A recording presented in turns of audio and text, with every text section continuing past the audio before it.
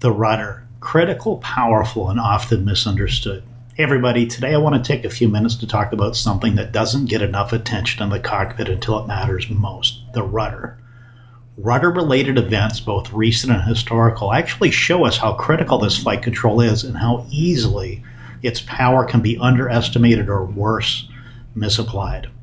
Let's go ahead and start with a recent case. On February 6, 2024, United Airlines Flight 1539, a Boeing 737-8 MAX, experienced rudder control issues during landing rollout at Newark Liberty International Airport. The rudder pedals became unresponsive and remained in the neutral position.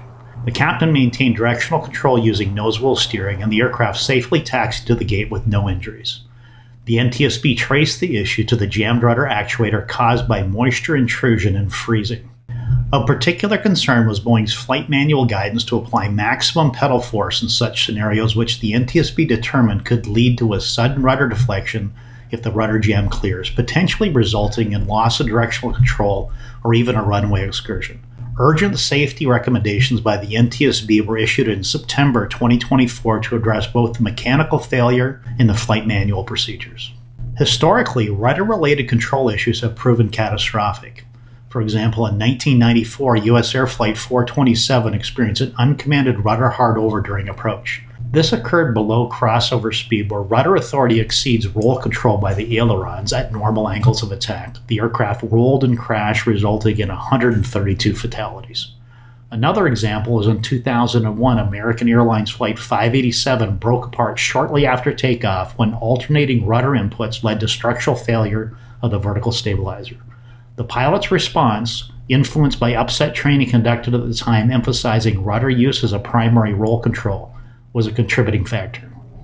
These events, mechanical, uncommanded, and pilot-induced, all reinforce one thing: the rudder is powerful and must be treated with respect.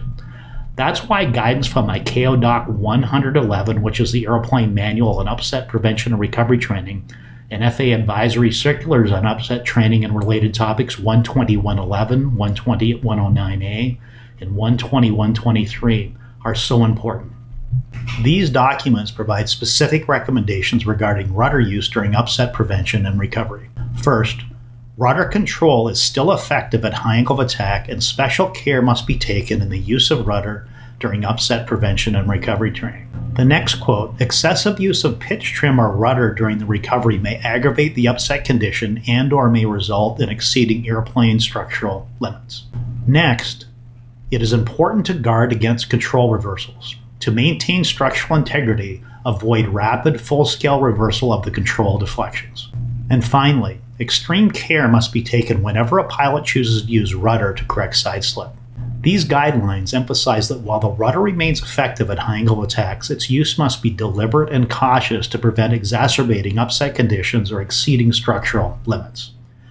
This really underscores the necessity for comprehensive upset prevention and recovery training, or UPRT, particular under the Every Pilot in Control Solution Standard, or EPIC S2.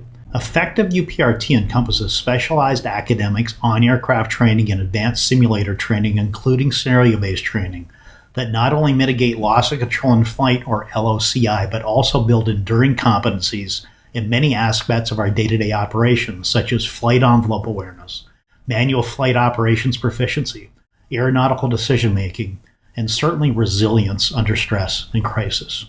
So, to avoid negative training and maximize skill transfer, UPRT instructors and the associated upset training programs really must span the full spectrum from light general aviation aircraft to multi-engine high-performance jets.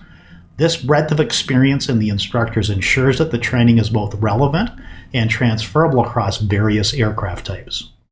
The rudder is just so powerful, but so is the right kind of training. Let's all stay sharp, and as we say at APS, every pilot trained in control all the time. I'll see you next time.